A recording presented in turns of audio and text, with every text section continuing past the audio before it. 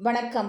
மகாலய பட்சத்தில் வரும் மிகவும் விசேஷமான மகாபரணி அன்று இதை எல்லோரும் கட்டாயம் செய்ய வேண்டும்.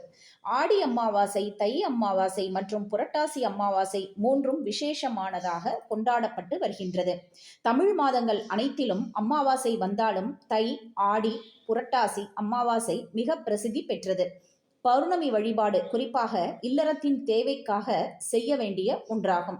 அமாவாசை வழிபாடு முக்தி போன்ற மறைபொருள் தேவைகளுக்கு செய்ய வேண்டியது. மகாலயம் என்றால் பெரிய கூட்டம் என்று பொருள். மறைந்த நம் முன்னோர்கள் மொத்தமாக நம் இல்லத்தில் கூடும் காலமே மகாலய பட்சம் ஆகும்.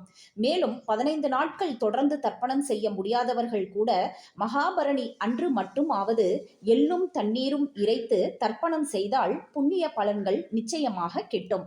முக்கியமாக மகாபரணி அன்று கொடுக்கும் தர்ப்பணத்தால் குடும்பத்தில் துர்மரணம் அடைந்தவர்கள் ஆன்மா சாந்தி அடைவதால் பித்ரு தோஷங்கள் நிவர்த்தியாகும்.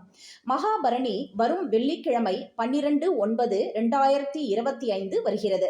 மகாபரணி நாளில் வீட்டில் உயரமான பகுதியில் யமதீபம் ஏற்றி வழிபாடு செய்வதும் புண்ணிய பலன்களை கொடுக்கும்.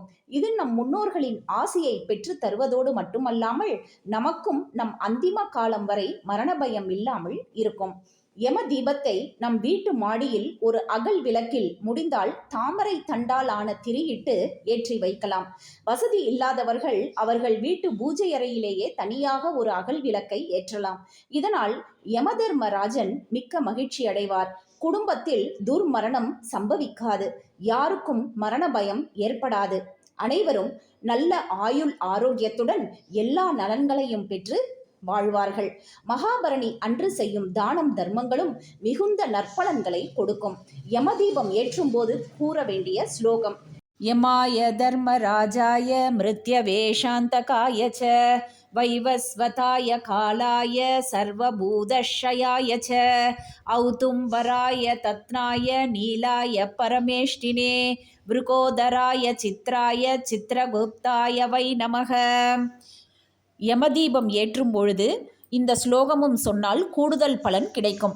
இது போன்ற பதிவு உங்களுக்கு பிடிச்சிருந்ததுன்னா லைக் பண்ணுங்கள், ஷேர் பண்ணுங்கள், சப்ஸ்கிரைப் பண்ண மறக்காதீங்க. நன்றி.